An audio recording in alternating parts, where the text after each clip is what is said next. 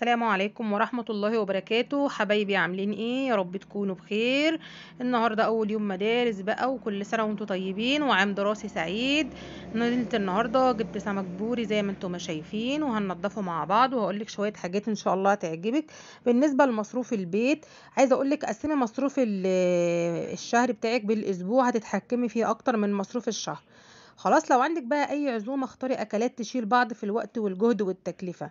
يعني ما نعملش اكلات كلها غاليه وبتاخد وقت ومجهود، لا، وزن بين الايه، الاكلات اللي انت هتختاريها، بين ان هي تكون مش مكلفه او ان هي ما تكونش بتاخد وقت معاكي كتير. خلاص، لو عايزه تجيبي حاجه استحاله اجيب اوعي تجيبي حاجه قسط خراب بيوت يا حبيبتي، اصبري شويه وحوشي، او اي جمعيه وتجيبي بيها اللي ناقصك. وعندك اي حاجه واحده واحده، هنجيب كل حاجه مش هنحمل على نفسنا. بالنسبة بقى للأكل، أي بواقي أكل شيليهم في التلاجة أو في الفريزر وطلعيهم مرة واحدة، هنقضي بيهم اليوم. ويا ريت ما نرميش حاجة يا جماعة، الدنيا غالية. خلاص، اعملي علبة في الفريزر واسمها علبة البواقي، ابقي شيليها فيها معلقتين لحمة معصجة، كام وحدة سجق، بواقي بسطرمة، أي بواقي جبنة، وابقي اعمليهم بيهم بيتزا أو فطير شرقي مش هتحسي بيهم، أو مكرونة أو بيتزا. اي شوربه زياده عندك شيليها وابقي اعملي بيها مكرونه، او زودي بيها اللبن بالبشاميل، او طلعي واطبخي عليها طبيخ عادي مش هتعمل حاجه، او زودي بيها الرز المعمر، او اعملي بيها شوربه خضار، اعملي بيها اي حاجه، او شويه ملوخيه. وهنقضي اليوم وما نرميش حاجه يا جماعه. مش هنقلي خالص، هنوفر الزيت والمجهود.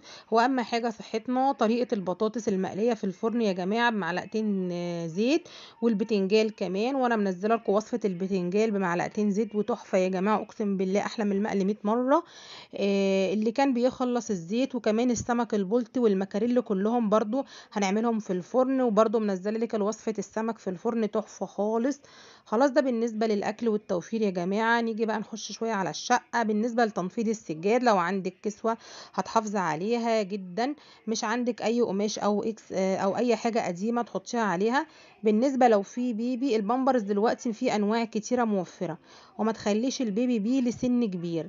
لو عندك بيبي اعملي اكله طازه واوفر، بلاش سريلاك واكل معلب من الصيدليه. لو مصروفك بالشهر، شيلي الاساسيات الاول والباقي اكل وشرب على قدنا.